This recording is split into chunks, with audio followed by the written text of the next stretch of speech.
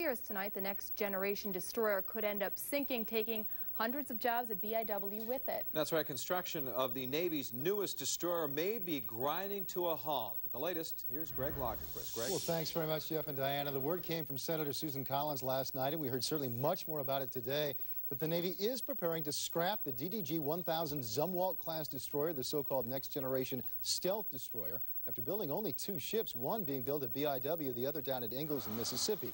But now Congress says the $2.6 billion ship is just too expensive, so the Navy is preparing to kill it, building 9 more of the old Arleigh Burke-class destroyers instead.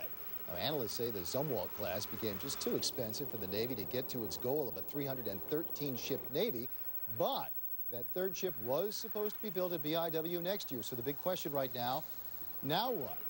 According to BIW, the shipyard will need to build 7 of those 9 new ships to make up for the loss of the DDG 1000 program. With more on what the shipyard's workers are making of today's news, let's go live right now to News 13's Lucas Calavecchio. He's live for us now. Lucas, what's happening out there tonight? Well, Greg, I just had a chance to speak with union leadership and union workers at BIW a short while ago, and they're actually applauding this decision by the Navy to cancel production of the DDG 1000. They say that that ship itself, had the Navy decided to go ahead with that program, that ship requires far fewer workers to construct. So they say the fact that the Navy is sticking with the Arleigh Burke-class destroyer, the DDG 51, that will actually spare everyone's jobs at BIW. That is according to union leadership, and there could be a political bent here. They actually have gone on the defensive, accusing Senator Collins of distorting this whole situation. But what Senator Collins is telling us is that the union leadership does not realize that the Navy does not intend to have BIW build the number of ships necessary to spare everyone's job. They say the plan right now is to perhaps have 1 ship built a year, but in order for all of the union workers to keep their jobs, they would need to build at least 2 of these DDG 51s per year. So a lot of mixed messages coming out from the union leadership, from union workers, as well as on the political spectrum. And for more on that, let's send it back over to Greg. All right, Lucas, thank you very much. Certainly a lot going on. Joining us now live to talk about all of this situation, Congressman Tom Allen. He's live in Washington for us. Congressman, first of all, thank you very much for joining us on what is, of course, a very important night tonight. Well, I'm glad to be with you, Greg. And Congressman, first of all, let's talk about this. The Senate says, let's keep the destroyer. The House says, let's kill the new destroyer. Is it fair to say the Navy is seeing the writing on the wall now, making plans for life without it? And do you believe, in your judgment, is that the right call? Well, first of all, this is a Navy decision. It's a Department of Defense decision. It really has less to do with the House and the Senate than it does with the fact that the DDG 1000 doesn't have the national security capabilities that the Navy wants for the future. It did when they started the planning, but now they're very concerned about defending these ships from missiles. And the DDG 51 that we're building now in Bath is a better ship to defend against incoming missiles. So, and I believe this is a good decision for Bath. The truth is, we know how to build these ships, and we do it very well. And Congressman, you've already said, and I think you're saying it again today, you've secured promises to make sure they are going to keep building ships at BIW, the old DDG 51s. And it sounds like if you're a welder, this could be good news. Someone has to help convert the yard back to making those 51s. And then you have to, of course, have years of building the new ships ahead of you. But if you're an engineer working on that 1000, you could be sunk. So with anything like this, there are going to be winners and losers. But here's the big picture question for you, Congressman. Could there, in your estimation, be a net loss of jobs by shifting back to the old destroyer? Do you envision any scenario where there would be a net loss of jobs? Well, I believe that there's going to be a stable workforce at BIW for years to come, and I even believe that probably the work of the designers and draftsmen is going to continue the way it has for some period of time.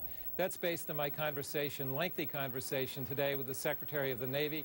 Yesterday, I met with the Chief of Naval Operations, and I believe this is going to work out for Bath. I think at this point, we don't know exactly how many ships are going to be built there, but I will tell you, most of the work, I believe, is coming to Bath, and I'm confident, based on my conversations with these 2 military leaders, that there will be a stable workforce there for years to come. And Congressman, let me ask you directly about what Senator Susan Collins is saying today. She says that she believes, based on her numbers, that to break even on all this, they have to get 7 of those 9 new DDG 51s, and they would have to build 2 per year to equal what they would have gotten under the 1000.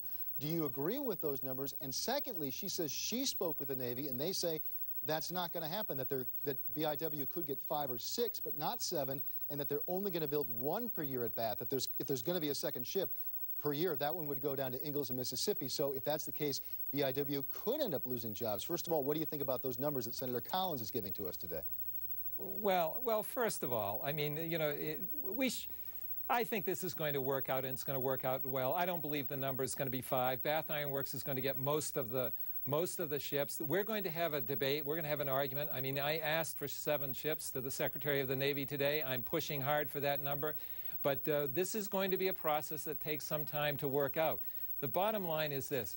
The DDG 51, as in contrast to the DDG 1000, is a ship that Bath builds today that builds very, very well. We are cost effective. We are efficient. I believe this is all going to work out. I think Bath is going to be well set going forward. All right, Congressman Tom Allen, thanks so much for joining us. Obviously a very complicated issue, but I think people at home certainly do get the sense that this is a very important issue and that important decisions are being made in Washington. Thanks so much for your time tonight, Congressman. That's right. Thank you. And coming up at 6 o'clock, you're going to hear more of my interview with Tom Allen. Also, you're going to hear from Senator Susan Collins on this issue. You'll hear both of them talking about it. Obviously, very different perspectives on what's happening here. More on News 13 at 6. Now, let's get a closer look at these two destroyers and talk more about what makes them so different to help you understand what we're talking about. First of all, there's the price. The DDG 51, the Arleigh Burke destroyer, they're much cheaper. Of course, cheaper, a relative word here. They're about $1 billion each.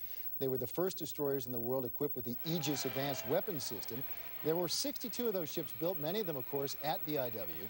They are 154 meters long, or almost 2 football fields. They travel at about 30 knots, and they carry a crew of about 300.